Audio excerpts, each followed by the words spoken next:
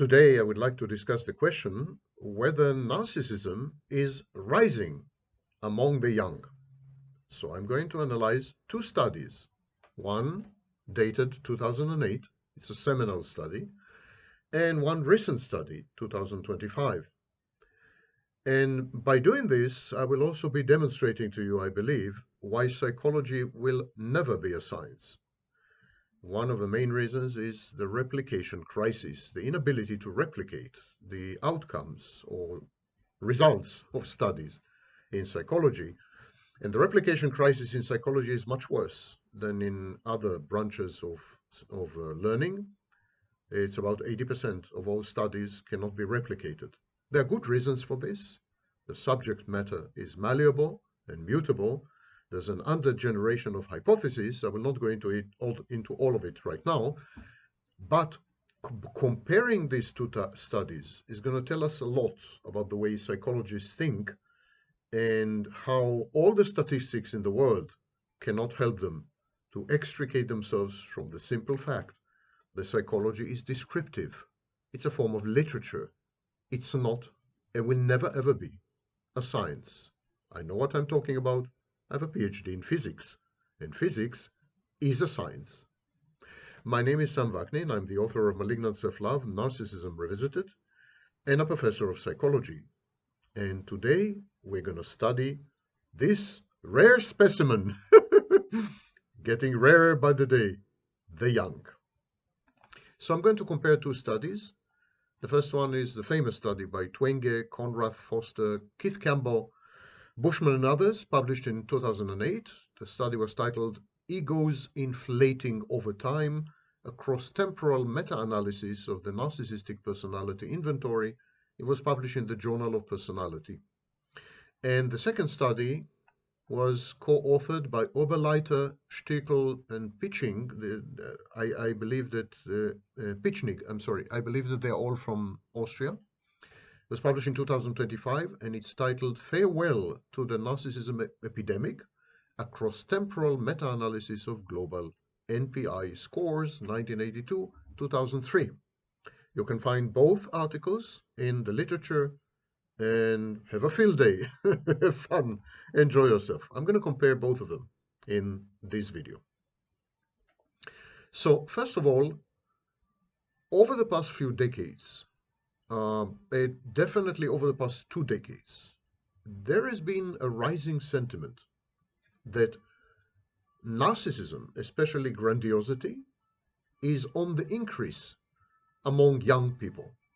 Now, a very important caveat: narcissistic personality inventory, this tool, this instrument, does not measure pathological narcissism.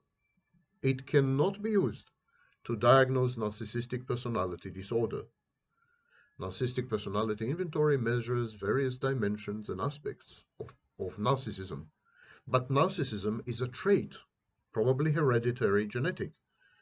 It is not a pathology in itself.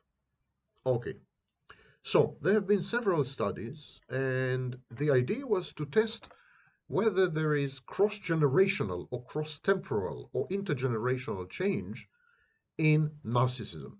I'm talking now about the trait and especially the aspect of narcissism known as grandiosity, which is a cognitive distortion. A personality, so the emphasis was on traits, personality traits. So we had studies by, as I mentioned, Twenge and Campbell, starting in 2001. We had others, O'Brien and Singh, Karen and Hill, Hamamura, Johnson and Stankovic, and so on and so forth. Quite a few scholars have dedicated their work and output to this question. And they came up with the conclusion that there is evidence for substantial cross-temporal narcissism increases. The problem was that their cohort, their population, the population they studied, was very, very special. US college students. This kind of sample is self-selecting, highly limited, cannot be generalized to other types of populations, and very problematic because of the relationships between the population and the examiner, or the population and the scholar. In other words, the members of the population might wish to please the scholar, even unconsciously. So it's a contaminated and in many ways non-representative sample. And yet it was the exclusive sample in Twenge's studies in 2008. Be that as it may, this sample of college students was compared to previous samples of college students. And the idea was to provide a cross-temporal meta-analysis which would demonstrate an increase in mean self-reported scores on the narcissistic personality inventory among US college students between 1982 and 2006. So what Twenge and Campbell have done, they've aggregated 85 independent samples, a total of almost 17,000 students. Immediately, when the study was published in 2008, as far as my memory goes, it was partially retracted, but I'm not sure. Anyhow, when it was published in 2008, it generated a lot of controversy. There were counter studies by Arnett, by Czerniewski, by Donnellan, and by Twenge herself in 2013. She defended her study, but she modified some of the conclusions. So it generated a lot of talk, a lot of controversy, and of course a lot of media coverage, the me generation, and so on and so forth. And many scholars in various localities embarked on an effort to replicate the results of the study, or at the very least to replicate the trend which the study implied that exists among the young. So there were further empirical studies, and there were studies by Gentile, again Twenge and Campbell, Smith, and so on and so forth. And it all coalesced around two memes: Generation Me and the narcissism pandemic. Now, or narcissism epidemic. Now, I have coined the phrase narcissism epidemic in the mid-1990s. It's been appropriated by Campbell later, without due credit, I must add. But that's not the main issue, of course. The main issue that there were these perceptions that there is an epidemic, that narcissism is a kind of virus that is spreading among the population of the young. It's been suggested that subclinical narcissism, self-absorbed people, egotistical people, people with narcissistic behaviors, they're becoming increasingly characteristic of young adults. That's what Twenge said in 2013. And that these changes were probably the outcomes of increasing individualism in Western societies. There is excellent meta-psychological work involving psychology and philosophy by Bianchi, Greenfield, Grossman, Varnum, many others. So they said that the culture and civilization and society was changing, becoming more narcissistic, and encouraging increasing individualism among the young, especially in Western societies, and they came close to my concept of malignant individualism. Other purported or proposed causes have been cross-temporal increases in self-esteem. Gentile, Twenge, and Campbell suggested as much in 2010, or even in 2001, actually. Decreases in empathy, Conrath, Bryan, and Singh in 2011, or decreases in trust in the community and in religious institutions, Twenge, Campbell, and Carter in 2014. So everyone was scrambling about trying to make sense of the rising tide of, alleged rising tide of narcissistic traits and to some extent narcissistic behaviors among young people. Mind you, I repeat the disclaimer, narcissistic personality disorder, which has been used in all these studies, cannot diagnose narcissistic personality inventory, which is the test used in all these studies, cannot diagnose narcissistic personality disorder. So we are not talking about NPD. We're talking about the rise in what Len Sperry would have called narcissistic style.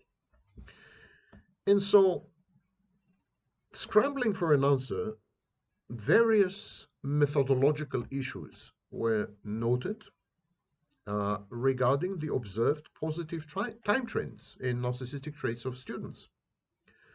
One of the proposed solutions was that the narcissism self-report values of women may have cross-temporally approached those of men, something I've been saying for decades as well.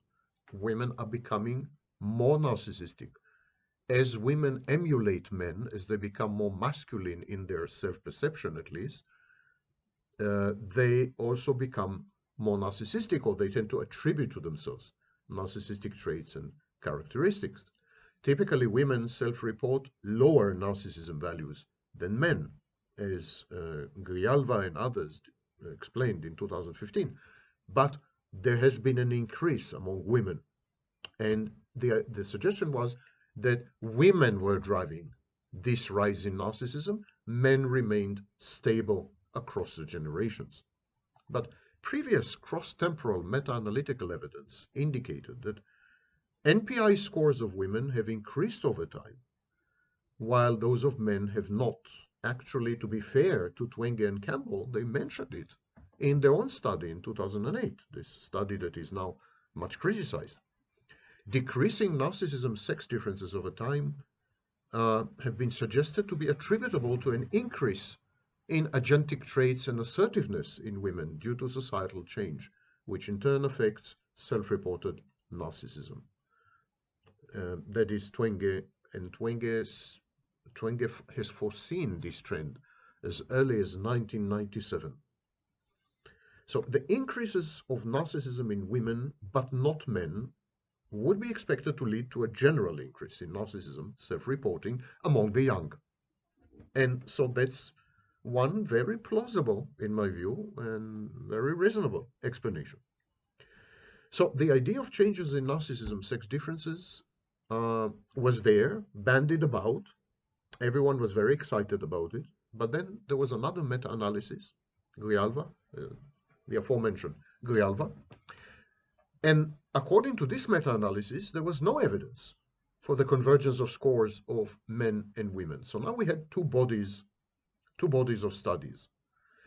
One body of studies coupled with philosophy or meta-psychology, coupled with speculations, coupled with common sense assertions. In other words, a weaker body of evidence suggested that the scores of women on NPI, the narcissism scores of women, are increasing.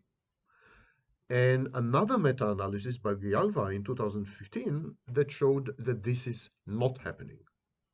And it was a stalemate. It was a mess. In addition to all this, there was a failure to replicate positive US-based college student narcissism self-report score trajectories. In other words, when other scholars tried to replicate the results of Twenge and others, and so they failed. They constantly failed, and the failures were egregious. The failures were massive. They were repeated. It was like replication crisis. And it's been suggested that narcissism changes may have followed a nonlinear trajectory. So to explain how come in 2008 there was one result and then it couldn't be replicated ever after, the new explanation was that narcissism, for some mysterious reason, has peaked among the young in 2008, reached its apex in 2008, and then collapsed again. And that raised the question, what has happened in 2008? And of course, what has happened in 2008 was a global financial crisis. And so Twenge herself suggested in 2021 that the global financial crisis has driven young people. Prior to the global financial crisis, narcissism was on the rise among young people, and then the global financial crisis put a stop to it somehow. The young people didn't have any job prospects. There was a bleak economic outlook. Young people didn't have money. In other words, it was difficult for young people to sustain or maintain an inflated, fantastic, grandiose self-concept or self-image because reality pushed back. It was an environment within which grandiosity was constantly challenged and undermined, and finally was discarded by young people. We are talking about young people who do not have, were not diagnosed with narcissistic personality disorder. They were just a bit narcissistic. They had a narcissistic style. Um, and so maybe the global financial crisis was a wake-up call, and these young people woke up and realized that they're not as godlike as they thought they were, especially, for example, in the finance sector, and later on in the IT sector, information technology sector. Um, Also earlier, the dot-com crisis in 1999. So all these crises generated um, a feeling of malaise, which is not very conducive to grandiosity. One cannot convince oneself that one is omnipotent and omniscient and a genius when one doesn't have money to move away from one's parental home. Yeah. So in the United States, narcissism scores were impacted. Youth after the global financial crisis presented with declining narcissism scores. And when they entered adulthood during the financial recession, and they were much less likely to develop a narcissistic personality, according to Bianchi. And so such an effect could emerge, could have been, this could have been true, but we would expect it to emerge most prominently in young adults where the global financial crisis had the maximal impact. For example, in Greece or in the United States, uh, where the havoc and the mayhem and the tumult and the destruction of the global financial crisis were at a maximum, we would expect a decline in narcissism scores among the young in these locations. And at least one study supports this idea. Um, it seems to show, the study by Twenge in 2021, it seems to show a non-linear trajectory and a shift in observed narcissism among US college students after the financial crisis. So, by 2020, the beginning of the pandemic, the, the debate was in a mess. There were studies for, there were studies against, and there were studies against the studies for, and studies for against the studies against, and don't ask. It was a bloody mess. No one knew what the hell is happening and where things stand. It seems unclear whether the suspected narcissism epidemic has at all taken place, and people like scholars like Grubbs and Riley suggested in 2018 that it was all a mistake, a misreading of the data, or a blip of some kind, or um, not a trend in any case. It's unclear if previously observed patterns or findings represent trends that are still ongoing, whether we can generalize them to non-US samples and to non-college samples, whether they represent a genuine cross-temporal change in narcissism self-reports, not only of college students who are essentially hostages, but of the general population, and even among college students, and also whether there is non-linearity of changes because of external shocks and isolated events, such as a global financial crisis, and whether such events can change the trajectory of psychology itself, of a psychological artifact, a psychological construct to that extent. That is a very interesting idea, that when external shocks happen, such as recession or depression or a pandemic, or I don't know, change in gender roles, or when there are external shocks, it impacts not only the population or the psychology of populations and cohorts, but the psychology of the individuals within the populations and cohorts. That's a pretty revolutionary claim, that there is large-scale impact on personality traits in general population or even in selective sample populations. And so this is where the trio of, I think, Austrian scholars came in, and they um, made a very thorough study, which they published in 2025. They embarked on a cross-temporal meta-analysis to assess global NPI-based narcissism changes from 1982 to 2023. Quite a grandiose undertaking. And they investigated vast numbers of young people from around the world. And they were very surprised and shocked by the results, which I'm about to share with you. And they go into all this historical background, how the Roman poet Ovid in Metamorphosis zeroed in on Narcissus, this self-infatuated youngster, and so on. And they were trying to say basically that the young have always been accused of narcissism, and everyone always believed that the young are more narcissistic by the generation. Like every generation of young is more narcissistic than the previous one. Aristotle himself said as much. And anecdotally, people were pointing at uh, idolizing, pedestalizing parents who call their children princess or champion or whatever, an education system which always elevates the child and always rewards the child regardless of real life accomplishments, incommensurate with accomplishments. And generally, there's a machinery that creates overconfident children who are divorced from reality, basically. And coupled with social media, vanity posting, selfies, other self-centered occupations, it would stand to reason, make sense, that this would increase narcissistic traits and behaviors and aspects of personality in the young. And so maybe Aristotle was right all along in the 4th century before Christ when he said, the youth have exalted notions because they have not yet been humbled by life or learned its necessary limitations. Moreover, their hopeful disposition makes them think themselves equal to great things. That is the grandiosity of adolescence, which is essentially healthy. Narcissism in adolescence is healthy, motivates you to take on the world. Similarly, narcissism in between the ages of 2 and 3 years old is very healthy because it's the grandiosity incumbent in narcissism, grandiosity that pushes the child to abandon mother and explore the world, separation, individuation.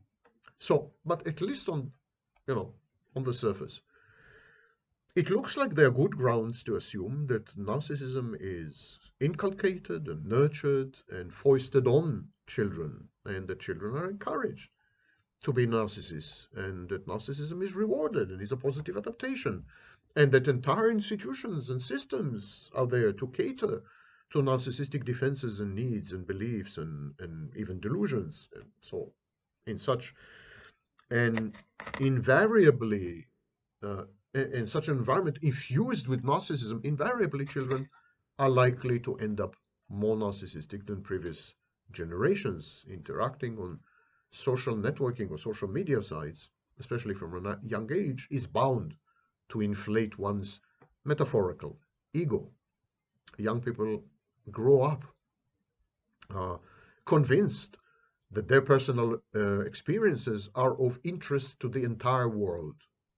And so they post it online, immortalizing themselves. And there are plenty of opportunities to lie, to deceive, to embellish everyday lives, to paint a perfect picture of themselves that doesn't match lived reality, but rather is a form of delusional fantasy. And then gradually these young people begin to confuse the fantasy with reality, which is a major clinical feature of pathological narcissism. So creating such idealized self-images involves a danger of sliding imperceptibly and glacially into the terrain of pathological narcissism. Everything I've just said is speculation. Everything I've just said is common sense. Everything I've just said is anecdotal. Nothing I've just said is science. And that's the main problem. In psychology, there's a lot of speculation, many narratives, very little science, actually. The term narcissism even is not well defined. Everyone is accusing everyone of being a narcissist. Scholars who should know better, and definitely self-styled experts with and without and with academic degrees. They confuse, for example, dark personalities, which are subclinical, with narcissism, which is clinical. There's a lot of confusion in the field, and in the rush to secure 15 minutes of fame and a lot more than $15,000, I mean, scholars would say anything and to attract media attention. They would bend the rules and the truth and reality and the findings of the studies just to secure a headline. It's a really corrupt and contaminated environment by now. The idea that narcissism is on the rise um, among the young started in earnest in 2008. Twenge and Campbell are responsible for it because they reported grandiose narcissism has risen significantly among college students in the United States from 1982 to 2006. This was their study that was published in 2008. Grandiose narcissism is brash, abrasive, attention-seeking, obnoxious form of the trait. And it's very important to make clear right this very second that all these studies focus on overt narcissism, mistakenly called grandiose narcissism. Mistakenly because grandiosity is common to both overt and covert narcissism. Grandiosity is always there in all types of narcissists. So it's wrong to call only one subtype grandiose, but overt. So the focus was on the overt narcissist, the in-your-face, the defiant, the reckless, a bit antisocial, aggressive, envious, exploitative, attention-seeking narcissist. And that was the focus. They totally ignored vulnerable narcissism, or what is called vulnerable narcissism. Again, a misnomer. All narcissists are vulnerable. Covert. They ignored covert narcissism. The kind of narcissist that is resentful and bitter, hypervigilant, insecure, and passive-aggressive. This was totally ignored.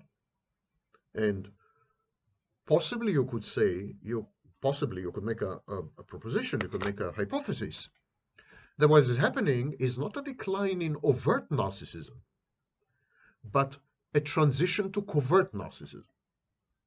So if we find a declining trend of narcissism among the young, it's because they're becoming more covert rather than overt. And why are they becoming covert? Because they keep failing, they keep collapsing. Their environment is not conducive to accomplishments. They can't buy a home, they can't have a family, they can't even have sex. They live with their parents, they're underpaid, if they're paid at all. It's a mess. Young people's lives nowadays are dystopian. And so they're all in a state, or many of them are in a state of narcissistic collapse, which is exactly when covert narcissism takes over. So the studies focused on overt narcissism, and they used an inventory, the narcissistic personality inventory, that cannot measure actually the more extreme forms of pathological narcissism. And so the focus was on grandiosity. Now, all narcissism is grandiose. Overt narcissism, covert narcissism, somatic, cerebral, you name it. All types of narcissists are grandiose. So I'm not going to use grandiose narcissism, I'm going to use overt narcissism. And what they've learned from these studies in 2000 and studies which ended in 2006 and published in 2008, what they've learned is that younger people, the younger the people, the more likely they are to identify grandiosity in themselves using the NPI. So people in 2006, young people in 2006, were much more likely to identify grandiosity in themselves than people in 1982. And that established the trend line.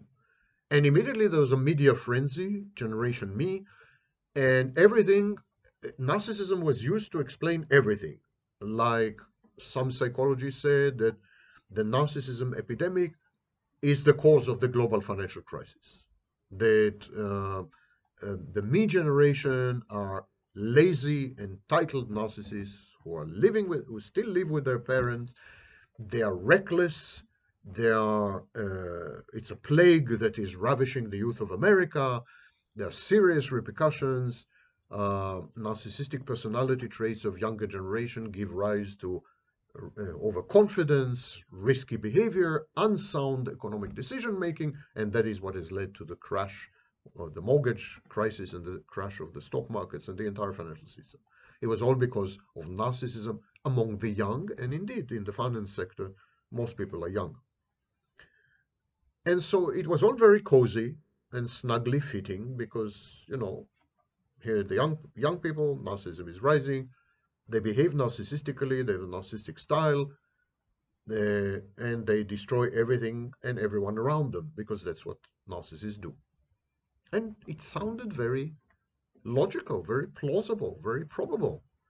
Overconfident youth, overestimating their knowledge, overestimating future earnings because they live in fantasy, carelessly taking out mortgages they could not realistically afford because they're reckless, defying the authorities and their elders with contempt because they're highly grandiose, and then destroying everything in the subprime mortgage crisis.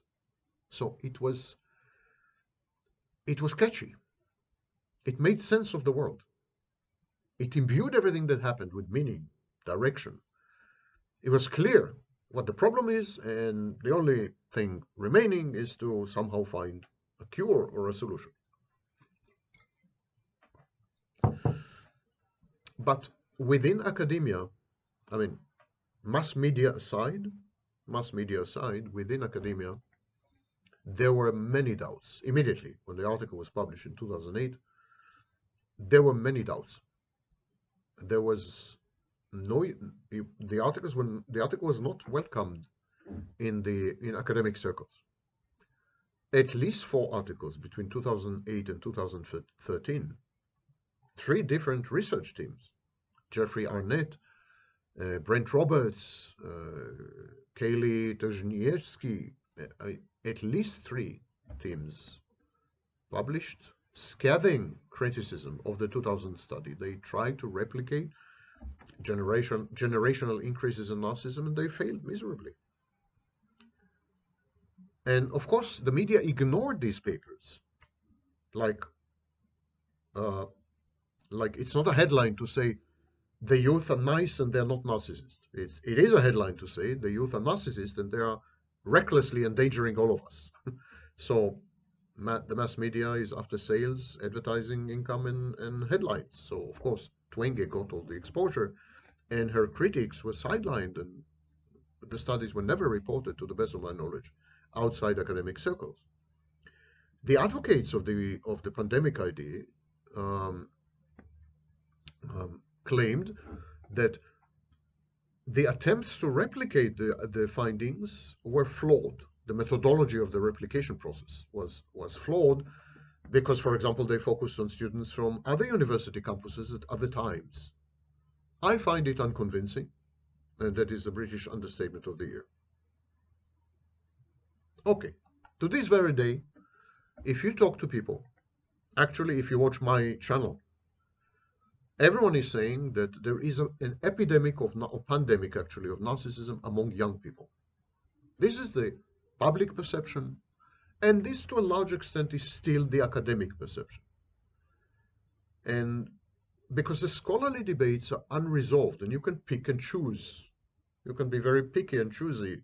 The studies that support your view, confirmation bias, and the studies that don't support your view, you criticize, you discard, or you ignore, which is a very common practice, regrettably, in psychology. And so these 3 Austrians tried to replicate the original study using the very same methodological approach, but based on a substantially larger database and time frame. They analyzed and they studied an incredible 8,000 studies. They meta-analyzed 8,000 studies from numerous literature databases. They evaluated more than 4,000 of these studies in detail, like the text, the full text, and and so on. And finally, they put together a database of 540,000 participants. The average age was 27. And they hailed from 55 countries all over the world. And these people were administered the narcissistic personality inventory between 1982 and 2023. It's a much larger data set than was available to Twenge, who used, to remind you, 17,000 students. Based on this exponentially larger, more thorough, more culturally representative, and more time spread database, based on this data set, the authors claim, the Austrian authors claim, in this recent article published in 2025, they claim that they have found no evidence for any increasing trends in grandiose narcissism across time. This is a quote. Not in the USA, not in college students, let alone on a global scale. In fact, say the authors, the only discernible time trend in narcissism scores across all investigated countries and populations was a negative one, meaning that narcissism scores have actually been decreasing, not increasing. That's pretty shocking. How can one explain? I mean, it's easy to explain an increase in narcissism, enabling technologies, this, that. But how does one explain a decrease in narcissism? Modern life, modern contemporary civilization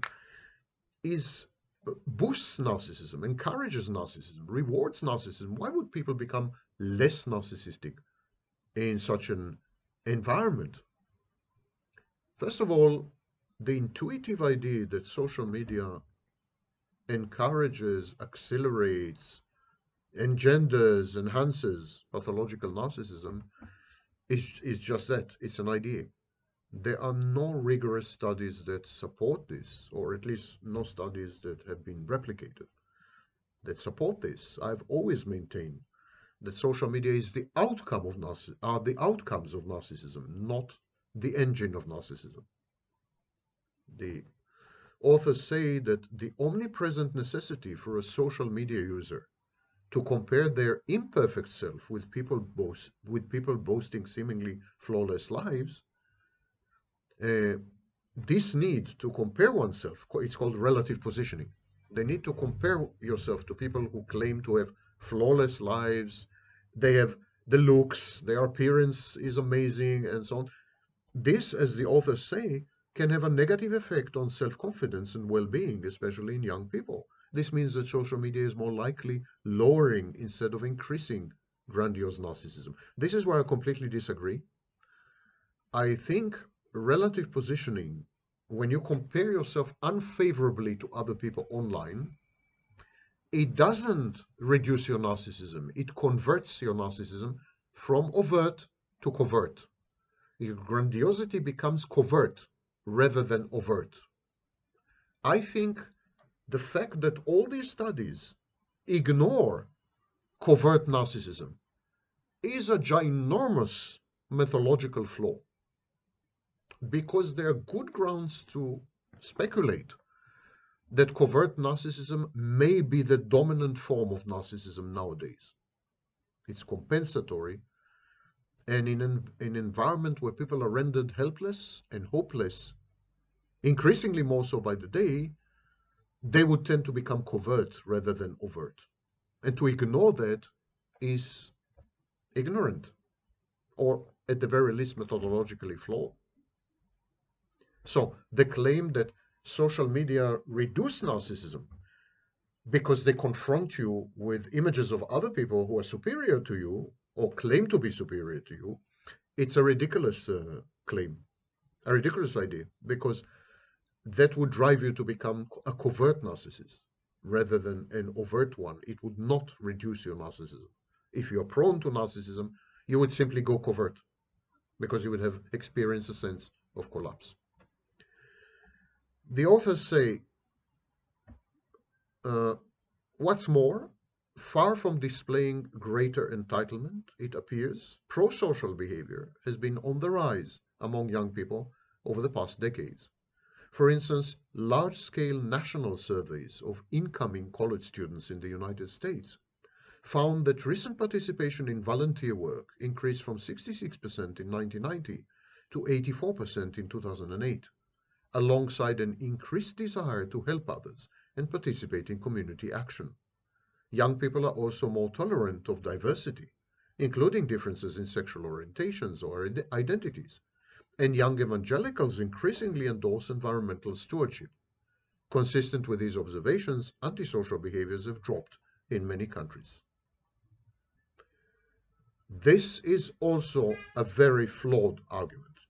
While I'm very impressed with the data set that these Austrian scholars have assembled, and intrigued by their conclusions regarding the rising or declining trend of narcissism among the young, their explanations suck. I'm sorry to say. Young people are not becoming more tolerant. Young people are voting for the far right. They're engaged much more in hate speech. The young people are way more aggressive. The aggression could be intergender aggression, could be political violence. And yes, young people are more mobilized, but they are mobilized to support political goals or political aims, which are intolerant and violent and aggressive. It's like saying that being a member of the Hitler Jugend was a positive thing because it implied community service or mobilization. That's a ridiculous claim. It's a ridiculous claim. I don't see any sign. For example, in the United States, in the past 2 years, young men have gravitated to the far right in huge numbers, far outweighing young women. And there is an exponential explosion, not even increase, but explosion in the manosphere and toxic masculinities and toxic femininities. There's intergender aggression on both sides. I don't see any hint of what these people are saying. I'm sorry to say, I don't know where they got their data and how on earth could they interpret it this way. That a young man leaves his home in order to participate in a rally or to work in his community doesn't mean that his goals are pure, doesn't mean that he's more communitarian. Volunteering to do something doesn't imply that you're more tolerant or more positive or less narcissistic. So I completely discard this kind of argument. The authors continue to say, external factors may also have played a role in changing traits in beneficial ways in the younger generations. As in most Western countries, psychosocial care and health services have become more accessible.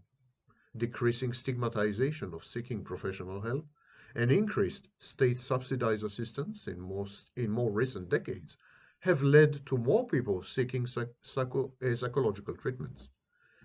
Because narcissism is known to be associated with anxiety and depression, especially when someone feels criticized or humiliated, perhaps it makes sense that better awareness of mental health issues and access to treatments has helped to ameliorate narcissistic tendencies. All of the above trends are consistent with the downwards trajectory of narcissism that we observed over the past 40 plus years. In summary, say the authors, there is no indication that young people nowadays are any more narcissistic than young people some decades ago. In fact, the concerns about an increasingly egotistical, self-absorbed and arrogant youth that will continue to endanger the economy appear to be unfounded and overly pessimistic. On the contrary, we have good reason to assume that young people nowadays are more ready to help, more tolerant, and more pro-social in general, thus promising positive outlook for a future. I think this is complete, unmitigated, counterfactual nonsense. I'm sorry to say. In the absence of studies of covert narcissism, there's nothing we can say about the trend of narcissism among the young, period. They may simply be transitioning from overt narcissism to covert narcissism because they are in a constant state of collapse. And the alleged prosocial and communal trends among the young is exactly like saying that the young people who were members of the Hitler Jugend or the Komsomol in Soviet Russia were pro-social and communal. That's complete nonsense. Volunteering and leaving home to participate in activities and becoming a member of an in-group doesn't teach us anything about the nature of the activity, and definitely does not indicate a rise in tolerance and so on. It's completely negated by all the facts. There is the only thing we can say it is that the rising trend of overt narcissism, the rising trend of delusional grandiosity among the young may have plateaued, may have stabilized, and may even be declining. But we don't know why, definitely. And we don't know whether this overt narcissism has not been replaced by covert narcissism, because no studies bother to check this, bother to investigate this. And all the reasons that these Austrian authors are giving are easily debunkable. They're complete nonsense. I'm sorry to say. They're, they should be commended for putting together the data set. This database should be of good service to future scholars. And their finding, their negative finding that they couldn't find an increase in is intriguing, and it means we have to study covert narcissism. Now, we have to check for covert narcissism among the young, and only then we will have the full answer.